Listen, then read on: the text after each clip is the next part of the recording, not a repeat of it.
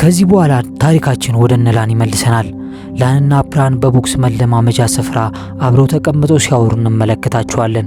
ላንም ለመሆኑ ለምንድነው ላለፉት 5 ዓመታት ከዚህ ግቢ ውስጥ እንደወጣ የማይፈቀድልኝ ስትል ትጠይቀዋለች። ፕራንም የውጭ ዓለም ላንቺ እጅግ በጣም አደገኛ ስለሆነ ተደብቀሽ መኖርሽ ብቻ ነው በህይወት የሚያቆይሽ ብሎ ይመልስላታል። ላን ግን በዚህ ምላሽ ብቻ አረካችም። ታዲያ እንደዚህ ከሆነ በዚህ ግቢ ውስጥ ያሉ ሰዎች በሙሉ ለምንድነው ሌት ተቀን ሳያቋርጡ የማርሻል አርትና የውጊያ ስልጠና ብቻ የሚያጠኑት ስትል ትጠይቀዋለች።